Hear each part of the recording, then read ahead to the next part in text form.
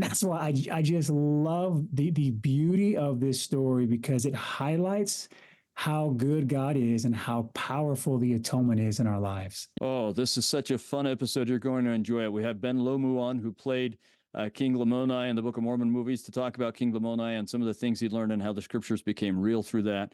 But as he does so, he takes us to some places I didn't expect to go, and especially some emphasis on the power of the Book of Mormon and the goodness and power of Christ, and some really touching stories that were very edifying for me.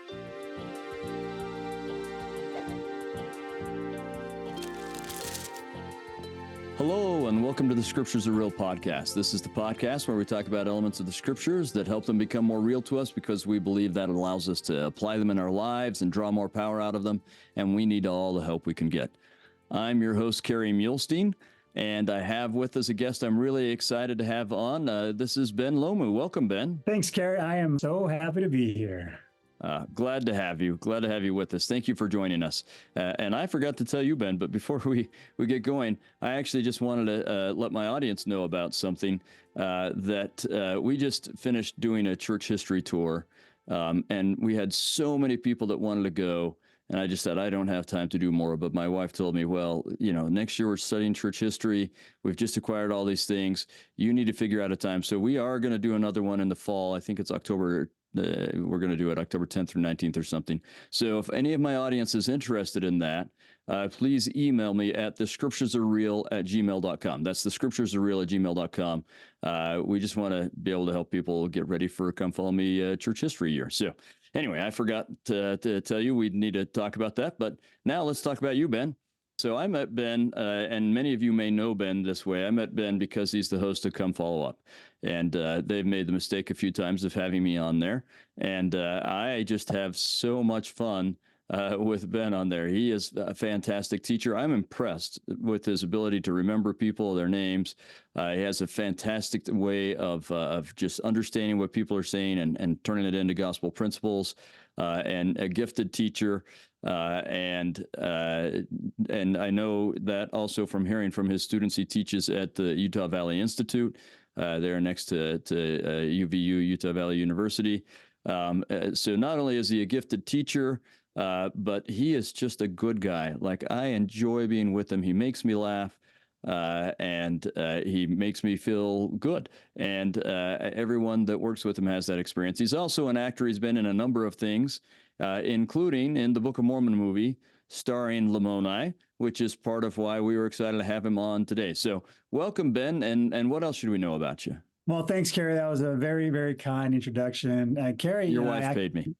Yeah, very nice. So we actually have connections even beyond the show. That's true. Yeah. Where your family grew up with my in-laws, and then our friendship with the Ogdens, with Trent, Tammy and Trent. And so, yeah, so it's always great to see you and work with you. So I'm glad you mentioned that I teach at Utah Valley Institute. That's my main career. Everything else that I do it's just great. But at my heart, in my soul, I am a religious educator. I do enjoy other hobbies. I've been married for 23 years. I've got 4 kids. Nothing brings me more joy than my wife and kids.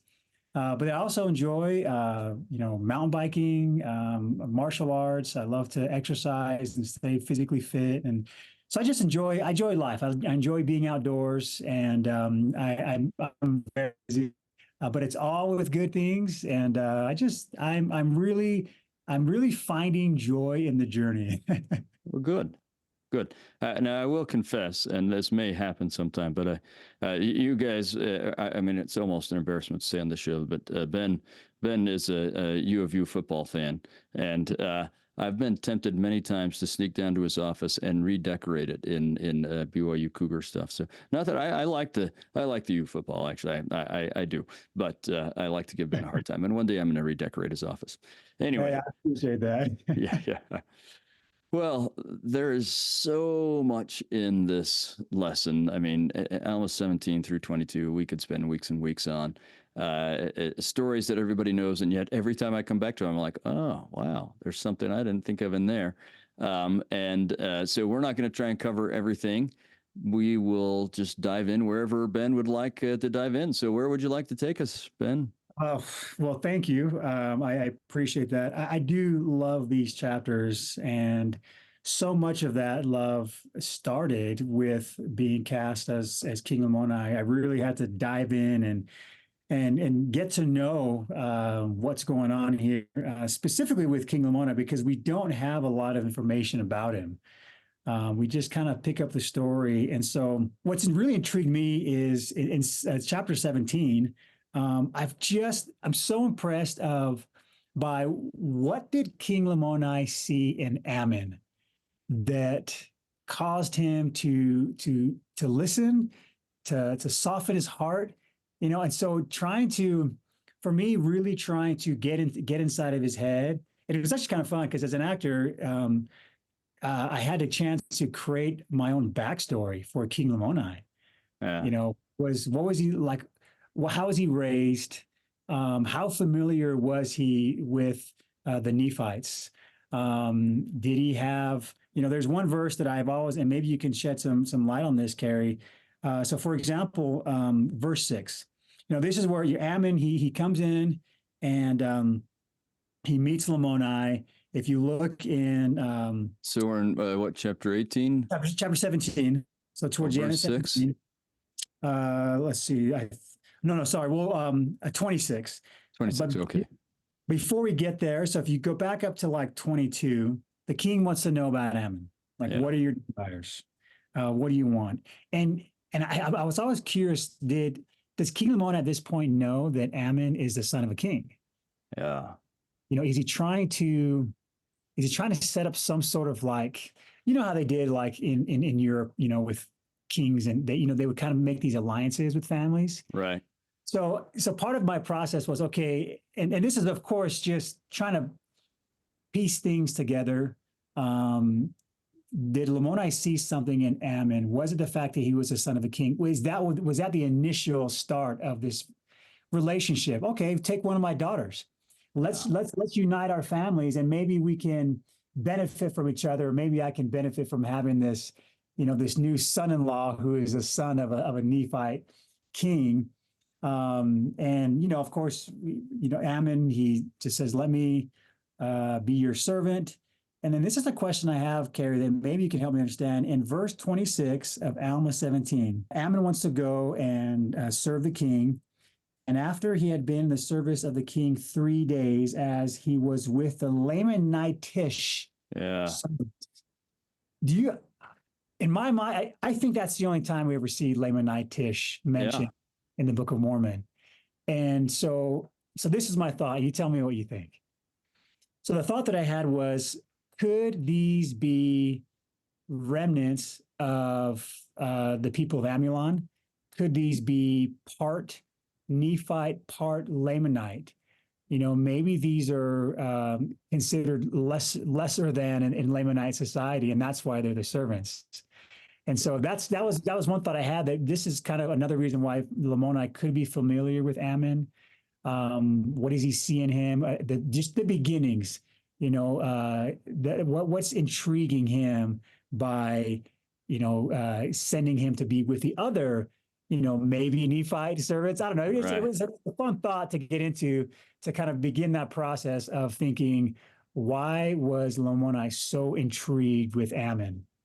I love that question. Well, all the questions you've just asked. And I have to say, part of what for me makes the scriptures real is to try and get in the heads and hearts of the people. And that it really is part of the reason for doing a podcast like this. I think when we can do that, when they become real people, we know we're real people. And so we can see different ways of relating their lives to our lives and applying the scriptures to our lives. So I think that's important. And I can't imagine what would make someone have to do that more than playing the person in a movie or writing that script, or, writing a book or something like that. I have a friend, she's actually a former student of mine, Corey Hawks, has written a book that I think is available on Amazon as an ebook. It's called Abby, where it's about Alma the Younger's wife, someone who's never mentioned at all. And she just felt like, a lot of times we're writing books about these people who have like one mention, but we don't know much about them.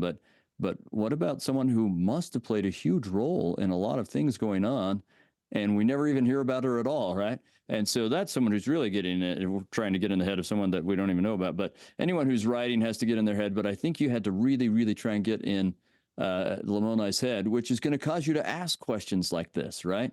Why? Because you have to figure out, what am I doing with my face and my hands when I see him come in? Am I recognizing he's something? Am I suspicious of him, right? All those kinds of things. That's the questions I imagine you're asking yourself. And I'd love to actually hear a little bit more about that from you, but let me go to I think it's an astute thing to notice, this Lamanitish word, because you're right, we don't get that anywhere else. And I don't know that Mormon or anyone else, whoever's record he's drawing from here, if that's who first used this word, I don't know that they're just accidentally, whoops, one time I put an ish on the end. It does seem like it's not just Lamanite. They clearly call people Lamanites. Yeah. So this is something different than just a straight up Lamanite. And I think you're asking the right questions. There's a part of me. So I'm one who suspects it's quite likely that there are more people in the land they're in than just Nephites, Lamanites, and Mulekites. So maybe it's someone from a group that was there even before them that they've conquered, or they took them in a raid and they're servants or something, that kind of thing happens. Or like you said, maybe it's dissenter Nephites that are part of the society, but they only get to be part of the society in these lower levels or something. But it is something. I don't think it's a coincidence that it's Lamanitish and it's servants, as you said, right? There's something about them that makes it so that they're the servants. They're not quite what everyone else is. And the fact that that's where Ammon goes, it does seem suspicious, like, hey, yeah, you go with all the other outcasts. Since although that's a really odd thing, right after having offered his daughter to him, right? So it's almost like he said, okay, you don't want to be on this level, we'll put you on the other level. You let's see how you like that game, right? I don't know. It's hard to figure out exactly. There are a lot of intrigues in this story that I don't know, but I'm like you, that I think I can't imagine him just suddenly offering his daughter, even though he's certainly amazed by what Ammon has done.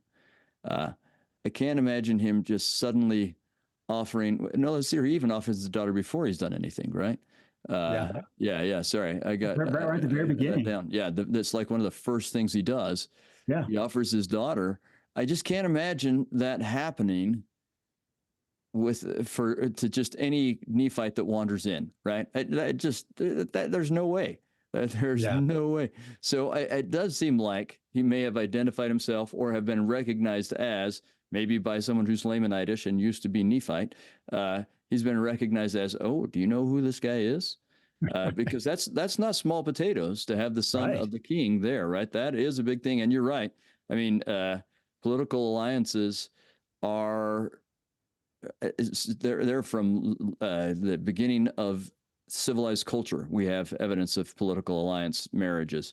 So it could be political alliance. It could also be this notion, and this is, we know, European, but my guess is, I mean, we see some evidence of it even in ancient Egypt and Hittite society and so on. The notion that, okay, we're going to make sure, even if it's an enemy, we treat people of a certain status a different way. And there's a part of the reason behind that is, well, what if I end up on the other side of that? What if I get captured by the enemy? It's handy for me if they know that they should treat me that way, right? So maybe something along those lines, but it's really hard for me to think that he doesn't know at least something of who Ammon is. Right. Yeah, I agree. I think it's when you kind of just do some digging and look at some things that are mentioned, previously, and how those cultures functions, sometimes it just kind of makes sense. And that's what I love about the scriptures is it doesn't always spell everything out for you. It allows you to explore and to think and to want to do more research and find out what is really happening. And there are times when you get the answers, and other times you just have wonderful, fun conversations about it. Yeah. Yep. And this is, I certainly wouldn't base my testimony off of this, but to me, it's another little evidence of the authenticity of this. If you're making this stuff up, you explain a lot more than if you're writing a record where you just kind of assume everyone understands your culture, right? This speaks like an authentic ancient record that just assumes people know the culture. It does not speak like someone who's like, hey, I'm going to tell an ancient story, but I got to make sure people understand it. This is just one of 1,000 examples in there. They assume we know what Lamanitis is. They assume we'd know why, what's going on with Ammon and his being asked to marry this daughter, right? And we just we don't get it. We're not in that culture.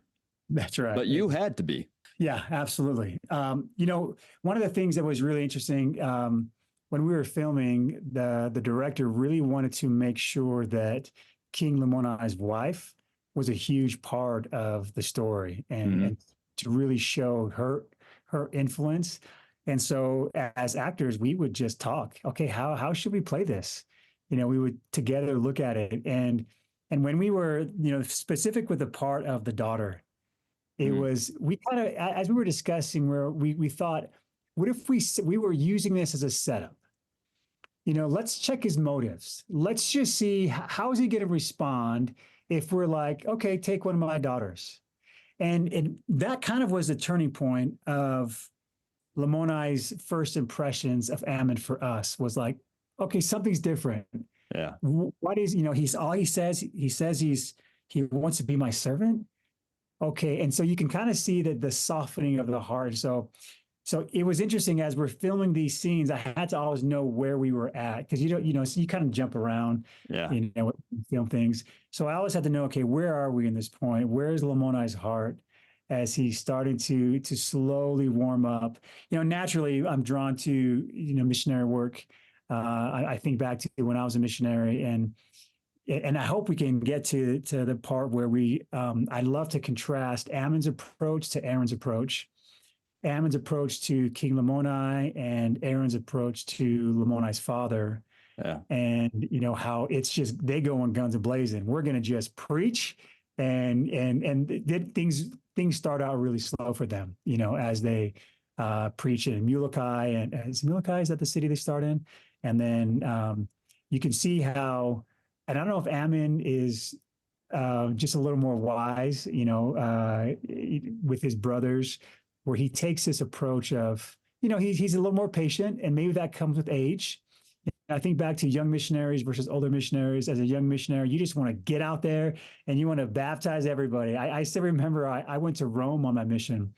And everyone always said, you're going to go baptize the Pope, and I'm like, hey, the Pope's doing his thing, I got other people to worry about. But it was just like, you have this zeal of just, let's just go. And we have the Book of Mormon, we have this amazing weapon in our disposal, and let's just show everybody what it can do. It doesn't always work out that way. You really have to get to their heart before you can be taught. And that's why I love Ammon's example. This is how I approach missionary work. I love, Elder Uchtdorf shared this in one of his talks. And I know that Francis of Assisi always gets quoted saying this. I don't know how legitimate it is, but the principle is true regardless of who said it. At all times, preach the gospel, and when necessary, use words, something to that effect. Right? And so I love how you really see this coming alive with Ammon, and how he chooses to interact and behave around the king, just to show him, like, look, there's a better way of life. You can be soft, you can be kind, you can be humble, and his motives are so pure. Imagine as a king, everybody's always wanting something from him. Yeah. Trying to create this relationship, because you're the king. If I can align myself with you, then I can better advance myself. And here comes this legitimate son of a king who is doing the opposite. Let me serve you. Let me get to know you. What can I do to help you? I just think it's a beautiful, beautiful story. It's a beautiful way of doing missionary work. That's so profound and important. And it makes me think, I was just this morning listening to General Conference talk. Oh, I can't remember who it was by, but one of the things he said, he was talking about bishops and helping and teaching youth. And he said, the key is your relationship with them. That's the key. And I know that's the same thing with students and with your children, right? No one's going to listen if you don't have a relationship with them, but you have to have a relationship where they know and they trust you. So as you were saying that, and I mean, I kind of thought this through before, but this is the value of this. I'd never really thought it through before. As you were talking about Lamoni, I thought of a couple friends I had, and they haven't given me permission to share their story, so I won't use names, but people who were either pretty famous or pretty wealthy or both, and single guys, and the struggles they had because they'd say, I just don't, when a girl wants to go out with me, I don't know why. It's so hard for me to ever get down to knowing exactly why they want to go out with me. And it did make it harder for them. And I would imagine for Lamoni, that's the case, right? Like everybody, as you said, everybody wants something from them. So how do you get to where you know who you can trust? And that's, you're not going to open your heart to people that you can't trust. And you're absolutely right. By just pure service, Ammon opens his heart. And I love what you're talking about, having to kind of keep track of, okay, he would soften my heart. My heart would be about this soft when he's done this, and then a little more soft when he's done this. And this kind of thing would open me up, and which I'm sure you had to express in your face and your body language and so on. But that's worth studying in this story, and everyone should try and piece it together the way Ben had to. And you may not come up with the same answers Ben did, and you may not have thousands of people watching your end results the way Ben did, but if you try and piece it together, you will have insights. I believe you'll have insights as to how you can help people have their hearts softened. What was it that Ammon did, and what are the different things that will make it so you can have that relationship and soften the hearts of those around you? I love it. You know what I think is, when I think about the character of Ammon, you don't only see his character with the king. If you look at verse 29 of 17, this is after the servants of King Lamoni begin to murmur because the flocks have been scattered. Yeah. And in verse 29, I love this. Now, when Ammon saw this, his heart was swollen within him with joy when he sees that they're in pain. These guys are suffering. They're scared. They're worried. And Ammon's like, oh, this is a good opportunity where I can connect with these lowly servants. And he says, I'm going to show my power unto these, my fellow servants. And what I found interesting is from this point on, he calls them fellow servants. And then from the rest of this narrative, he refers to them as my brethren, which I think is really cool. You see, he's even trying to connect with these servants. And he says, maybe I can show forth my power, not to boast of himself. I will show forth my power unto these, my fellow servants, or the power which is in me. There's that humility. Yeah. Always deflecting. This isn't about me. This isn't about Ammon. It's the power that's in me in restoring these flocks unto the king, that I may, show how amazing I am, that I may, let them see that the power that I have. And he says, no, that I may win the hearts of these, my fellow servants, that I may lead them to believe in my words. His motives are so good. They're so pure. And his nature is, I want to lift, I want to help, I want to share what I have. And I really think that Ammon has really gotten this. He's captured what President Nelson has encouraged us to do and think celestially. Good. He captured this so long ago, and he's like, I'm playing the long game. I really have to start. If I'm going to eventually get them to this point, I have to begin somewhere. And it really starts. He's being very, very patient, and he's starting to express that love. Really, he's living as Christ would. He is, in my opinion, he is a type of Christ, trying to show this is how Christ treated people. This is how he lived his life. And look at the effect that it can have on someone who is ready to accept and receive him. That's beautiful. And you make me think that I should have, in what I was saying just a minute ago about softening people's hearts and so on, that I should have had in there the notion that it has to be done with a pure heart, right? It can't be done out of manipulation. It has to be done because you love them and you love God and you want to help them. And I think that's what you're saying here about Ammon. And it wouldn't work if it were for an ulterior motive.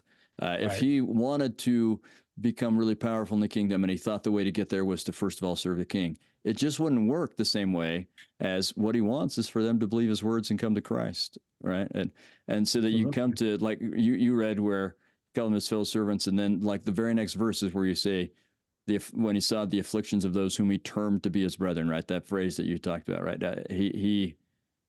That's where he's at, and that's why he's able to do what he does. Absolutely. You can just see the love starting to grow, and I don't know what that's. Serving a missionary, you get your mission call, and you realize, okay, I'm going to go to this foreign country. But it's not until you get there and you serve them where you really start to love the people you serve. And this doesn't just apply to missionary work. I mean, I see this with my primary kids.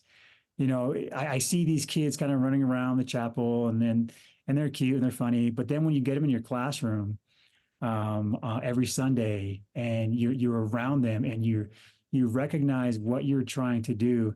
And what's interesting, what I've noticed is I've seen a carryover effect, not only with the kids that I'm teaching in my class, but their parents. Like I love their parents because I see how sweet and sometimes difficult their kids can be, and I feel for them. Their hearts are so tender and they're so pure, and I see some of the struggles they have with their own kids, but the love that I have for their kids really has carried over to them, and I just love that principle of constantly trying to live our lives in a way that reflects the way that Christ treated people and acted them, the tenderness, the kindness that he always showed others around him.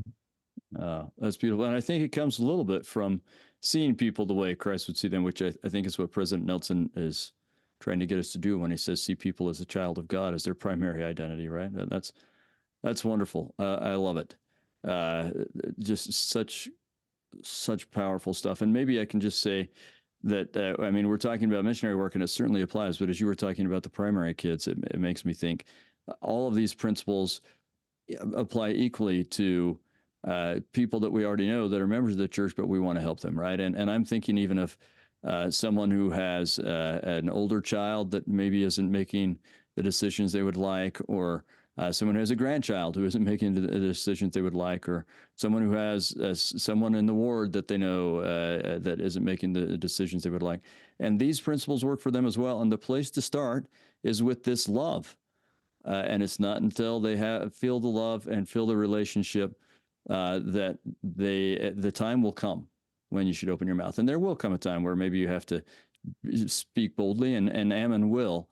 But he didn't start out that way, as you were saying. He didn't come in guns blazing.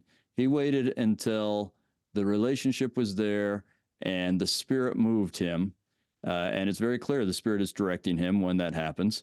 And that's true of missionary work, as you say, like for non-members. I think it's even more true for people we already know, that it's got to start with that love and service. Absolutely. Are you okay if we compare Ammon to Aaron? Yeah, let's do it. I think Aaron might be the older brother, because I'm not 100% sure, but if I remember right, back in Mosiah 29, it was Aaron that they first offered the kingdom to. Okay. And so he may be the older brother.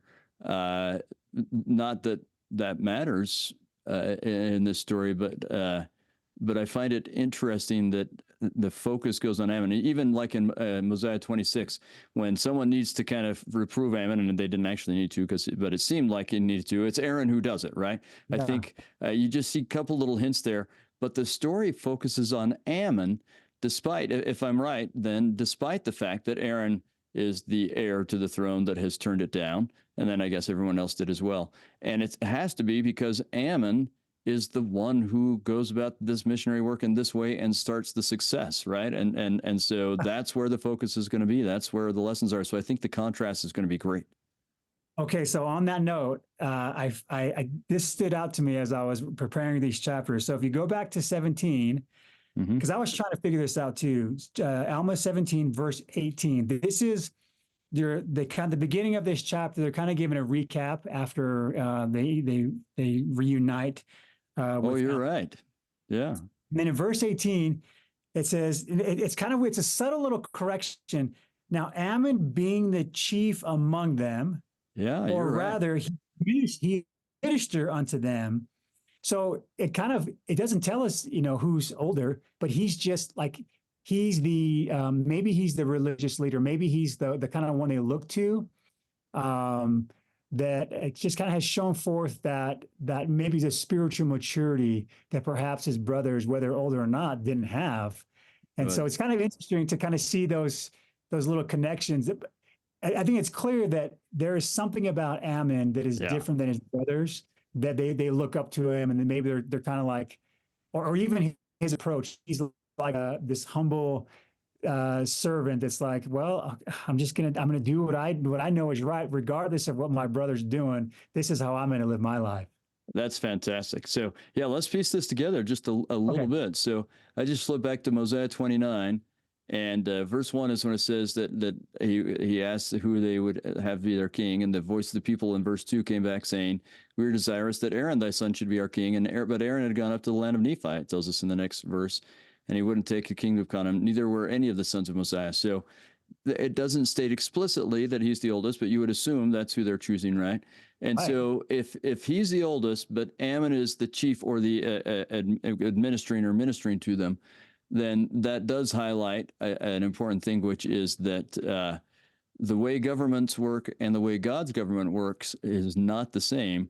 And we are not going to I mean, in fact, if you were to look at all of Genesis and Exodus, the notion is that the cultural norm is the oldest child is the birthright son. And it doesn't happen one single time in all of Genesis and Exodus, right? God chooses who he's going to choose. And the stuff the world, well, like he says about David, when Samuel goes to anoint him, he says that you look on the outward, but God looks on the heart, right? So not to say that Aaron is a bad guy, but it is clear from the verse you read us, was it verse 8, that Ammon is their spiritual leader. What verse was that you had us read? I can't remember now. 17 verse, was it 8? 8, let's see, 17 verse 18. Yeah, not 8, 18. Yeah, thank you. Yeah, so from that verse you chose, I mean, that's clear. So that's an interesting thing. It's fun to put these things together. Thank you. Yeah, really, really fun. So if going to, and I love making this between Ammon and Aaron. And this might kind of connect with what we've been talking about, is Aaron's approach. Maybe he wasn't as, as in tune, as willing to be led. You kind of see some connection between Ammon and Nephi. Maybe as older brothers, Nephi very willing to be led by the Spirit, and Aaron is like, we're just going to go in. So if you look at verse 21, verse 4 of chapter 17, still of chapter, chapter 21. The first thing in verse 4 that Aaron does, so they're in Jerusalem at this time, the city the Lamanites call Jerusalem. Right. And first began to preach to the Amalekites. He began to preach them in their synagogue. So he just goes in and I'm preaching. Yep. I'm preaching to these people. Which we've seen like Alma do a whole bunch of times, right? Yeah, that's what Alma does, and it doesn't work well in Ammonihah. But you're right. And what's interesting is these are all good things that they're doing, but timing, right? Right. That's exactly right. If you look in verse 5, he enters into their synagogues.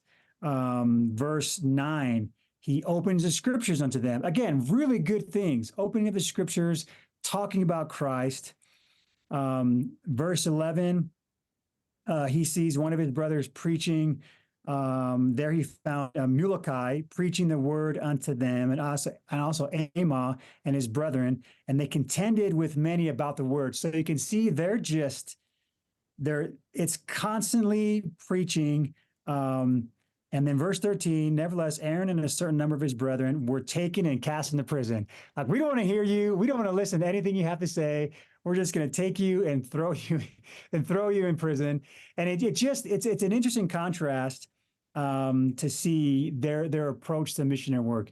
You know what you're taught? Open the scriptures. teach them about Jesus Christ. Yeah. Open your mouth and that's right. it'll be filled. Exactly. Yeah. And sometimes that's the approach. I love that the approach that Ammon took was the softer approach.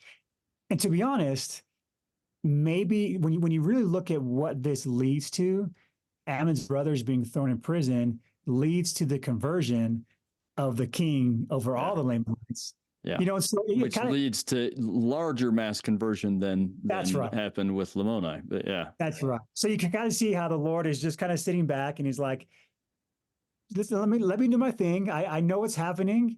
I'm about to make lemonade. There's some lemons happening going on right here. We're going to make some lemonades out of these lemons that are taking place, and being able to coordinate all these things. Ammon, you take the soft approach, soften the king's heart, and the only way you're going to soften his father's heart is if I get you on this road and you meet him here. It's just interesting how things play out to lead to this amazing conversion of so many people.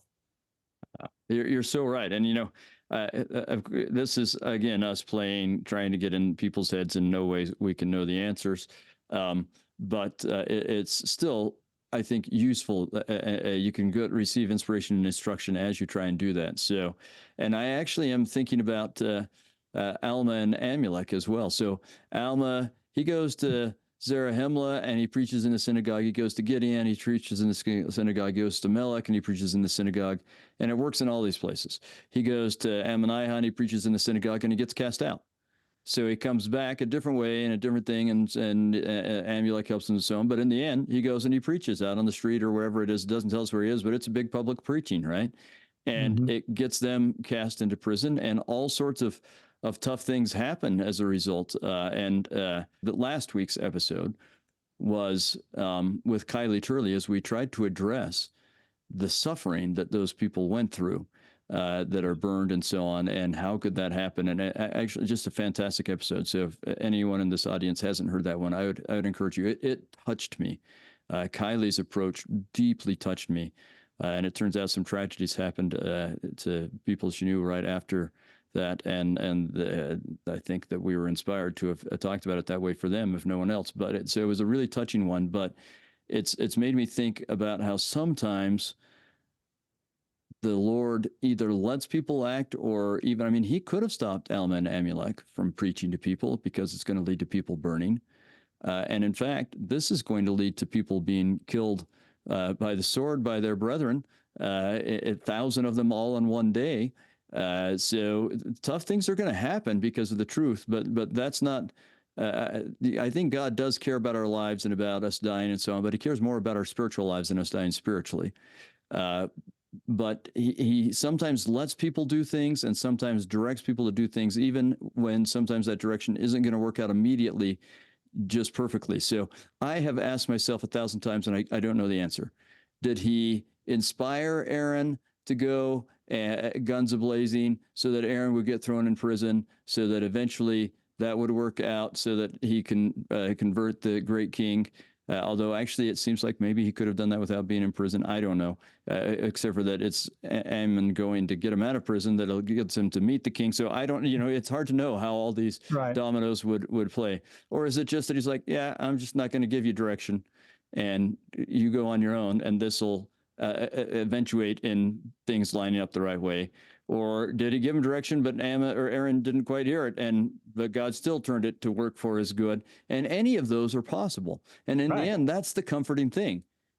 Whichever way we're doing it right and whichever way we're doing it wrong, if we are trying, God's still going to make it work out the way it should. And sometimes we will have been in prison and in bands beforehand, and sometimes we won't. But either way, God's going to get us where we need to be, if we're just trying to do his will, even when we're messing up while we're trying. You're absolutely right. And there's a lot of really cool details in this story. When I was a kid, I focused on, Ammon, and disarming, literally. That's right. Exactly. Lamoni's conversion and everything that takes place there. I would always laugh at his wife saying, to me, he stinketh not, Yep. One of my favorite lines in the Book of Mormon.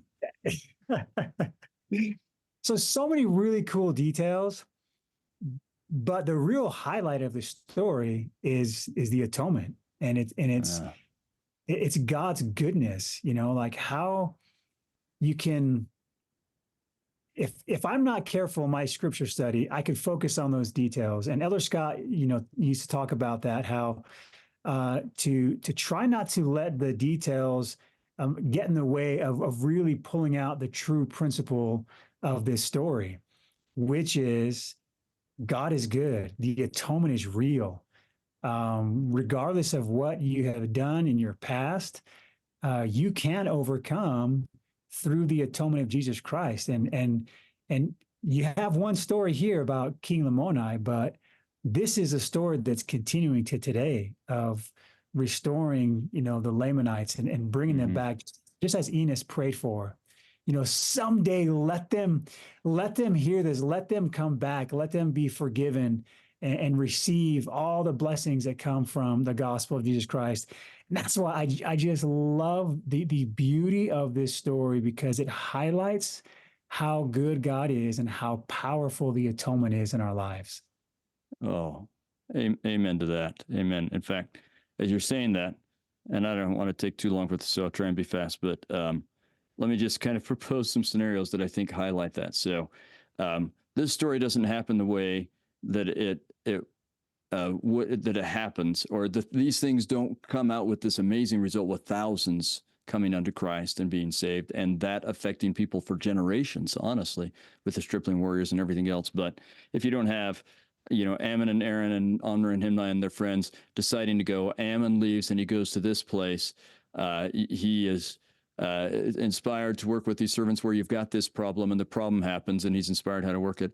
There's a woman there who's been converted because God put in place a vision to her father or of her father years before that, and the wife loves Lamoni and is willing to do things right. And meanwhile, Aaron is over here in jail in this way, and they go on a journey, and it's at the same time, so they meet the king, right? All of these things in place, but let's take it one step further. All of that means nothing if God hasn't also put into place the fact that a few years from now, his son is going to come and suffer and die for us. The amount of things God does to make it so that we can come be with him and be like him. And the crowning jewel of which, and by far the most important of which, is that his son comes and suffers for us. But you're right, the amount of things God does where we can see his goodness and his love being shed abroad in the hearts of the children of men, it's overwhelmingly incredible how much God loves us and how good he is when you look at all these things. Thanks for pointing that out, Ben. Absolutely. So, something that I being on set, you really understand the impact this story has on so many different people. There were a lot of people that were part of telling this story, and we counted up, and I think there were 29 different tribes represented, different Lamanite peoples that were being represented. Wow. It was incredible.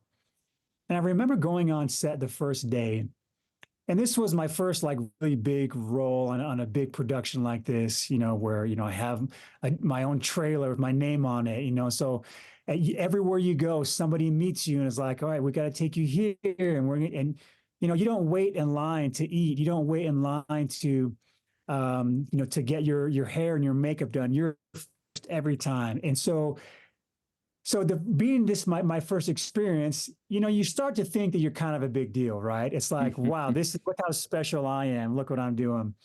And everywhere I went, people were looking and staring, all the other actors and background, because when you're telling the King Lamoni story and you're King Lamoni, you're kind of the man of the hour. And I had to really check myself, but I learned a very valuable lesson very early on in that process. People wanted to take pictures, and I remember the sweetest older lady. she comes up and she didn't speak English, and so her daughter was there speaking for her and said, my mom wants to get her picture taken with you. And so here I am, like thinking, oh, I'm getting a taste of what it means to be an actor. So we take the picture, and the mom has tears streaming down her face, and it was a very humbling experience for me. The daughter says, but her mom threw tears, and she said, "Thank you for telling the story of our people. We love King Lamoni." And it hit me, Carrie, so hard. It was like, this isn't about me. Yeah. This is about him. Whenever I do anything, and I bet you Ammon feels the same way. This isn't about me. This is about Jesus Christ. Yeah. To view myself as an instrument in his hands to portray this character, it wasn't about me. It's about this humble servant who had the courage to risk his life to accept Jesus Christ, that has led to just this amazing story that the remnants of those people, they hunger for this story to be told. And it really was sweet to see how precious this is to them, that he's their hero. King Lamoni is their hero because he chose Christ, which then gave them the opportunity to choose Christ. Oh, that is so powerful. And, there's a part of me that knew that had to be how it was for some people, but it's powerful to hear how moving it really is. Right. That's wonderful. And I couldn't agree more with your focus. Thank you. I wanted to highlight how good God is in this story, and just kind of seeing how he works. And, but yeah, I have a huge testimony of the atonement. This is kind of going into next week's story, but, we have this idea of the bearing of the weapons of war that's coming up. Yeah. The next week, with the anti-Nephi Lehis. And it was just powerful to be a part of that filming as well, and to actually throw our weapons in, giving up all of our sins. There's something in section 18, as just to touch on this experience with Ammon and Lamoni, where Ammon is teaching him, and you have this moment of they're in this room, and he's there for what does it say? He's there for the space of an hour. In verse 14, the king answered him not for the space of an hour. Yeah. And you can just kind of see, like, King Lamoni is so curious about this person in front of him. And if you go down to verse 16. Okay, so we're in 17:16. Chapter 18, verse 16. Oh, yeah, sorry, 18:16. Okay. So Ammon's trying to get something out of King Lamoni, and he's just, he's in shock. He's just in awe. He's inspired. Let's just act it out. Let's be quiet for an hour. Okay. Yeah, all right, never mind. That's bad podcasting. Okay. And verse 16, and it came to pass that Ammon, being filled with the Spirit of God, therefore he perceived the thoughts of the king. And so just Ammon to be so in tune to know, okay, what do I do? How do I handle this? This is an awkward situation. Yeah. How am I going to get him to speak and to say something? And if you go down to verse 18, Ammon still, in verse 17, Ammon's like, look, I'm just a man. I'm just a servant. You don't have to be afraid of me. And then verse 18, you get the same idea. Now, when the king had heard these words, he marveled again, for behold, he beheld that Ammon could discern his thoughts. Ammon knows what he's thinking. And he asked him in verse 20, how do you know the thoughts of my heart? Whenever I look at missionary work and bringing people to Christ, and just how important it is to have the Spirit. When my son, who just returned from his mission, he was really challenging. He was really difficult. It was really hard as a teenager. And he knows, I hope he watches this, because he knows that I tell his story.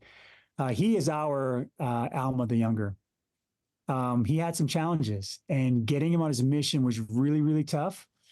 And I remember my wife when he was preparing, the fact that he let us push him and push him to take the next step to getting his mission call. My wife kept praying, I don't care where he goes on his mission. I want him to find the right mission president. And boy, were our prayers answered. You know, you talk about Ammon and the being wise yet harmless, as it says he was in verse 22. And how do I talk to this soul who needs something? So the first few months of my son's mission, he just was kind of there just to be there. And he describes how whenever he would with his mission president, he felt like there was a barrier, and he was really close, wouldn't open up.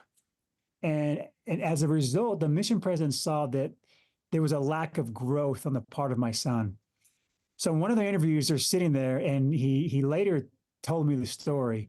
He just couldn't figure out, how do I crack this missionary so I can get him to open up and share with me so that I can begin to build him up. And it was so interesting because during this interview, he asked him a question. My son later told me, he said, Dad, he said, that's the only question he could have asked me that would have gotten me to open up. And that very in tune, that very wise yet harmless mission president knew the one question that he could ask my son that would bring down all the walls, that allowed my son to grow far beyond we could have possibly imagined as a missionary and as a person. And it's because that the Spirit was able to be invited into that conversation, just knowing what to ask, being in tune. I love that little nugget, a little part of that story that has a sweet, sweet personal connection between me and my son. And I'm so grateful for wise, humble servants that are willing to listen and act when the Spirit prompts to. Amen to that. And let me say, thank God for that mission president and for caring so much that he would inspire that mission president and soften the heart of your son, and for all of the other times he's done that in so many other places, in millions and millions of times.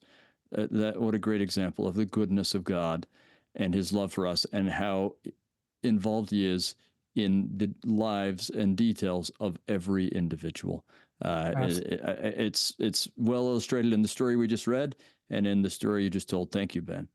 Absolutely, you bet. Hey, and this Sunday, I get to welcome that mission. I get to give him my own personal hug and thank him as he returns home this Sunday. He'll be home, and so I cannot wait to thank him in person. That is fantastic.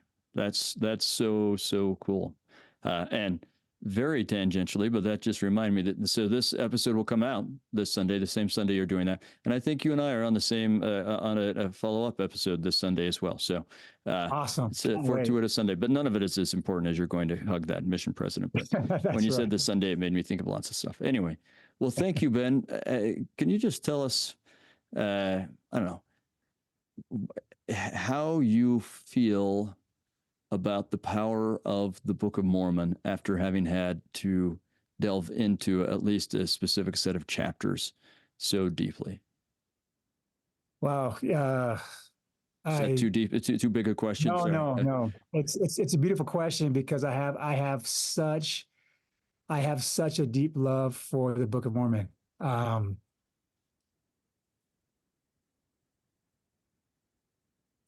It's changing my life. It has changed my life. It is changing my life. To be able to go into, that situation, and not only, it's not isolated to being a part of such an amazing project. That was a sweet experience to be able to really study, to dive, to genuinely find a connection with one of the characters that I feel goes beyond this life. I feel a deep connection to him. I feel a deep connection to his descendants. The Book of Mormon, it's changing my life every day. I love it. I cannot express enough how much how how deeply I know that that book came from God. Um, it's I'm on this streak right now, Carrie, this year of reading it every single day, and I haven't missed a day the entire year. Good for you. And it's and it's interesting because I started out where I wanted to read it so I could check the box every day that I read it, Mm-hmm. and it quickly has transformed into I hunger after it. I need my day is not complete. I don't have to try to read it. I look for every opportunity I get to just jump back into that book because I love it so much, and it is a true gift that I've been given, and it is. I'm just so grateful for it. I have a deep, deep love for it, and I'm so grateful that you gave me this opportunity to come here and to talk about it. And thank you for allowing me to share my testimony of it. Well, thank you.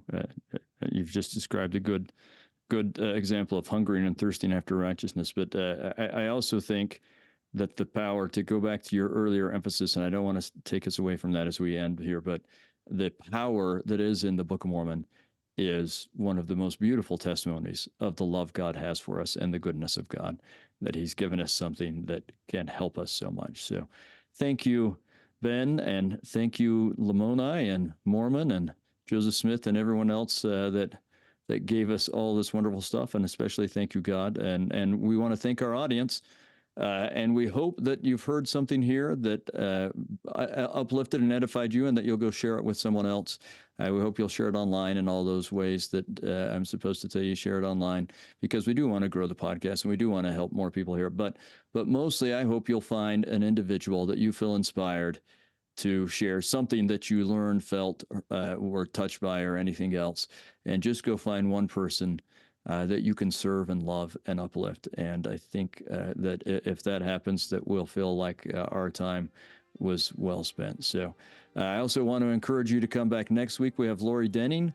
She's been on before. She's going to talk about really mostly just Alma 24 and the bearing of the weapons of war on King Anti-Nephi Lehi, and who I think also has to be a hero to a lot of people. He's a hero to me, and anyway, it's going to be a great episode then. But and this week we also have John Hilton as well. So all sorts of great stuff to listen to. But I've just, it feels so edified by this discussion. Thank you for sharing it with us, Ben.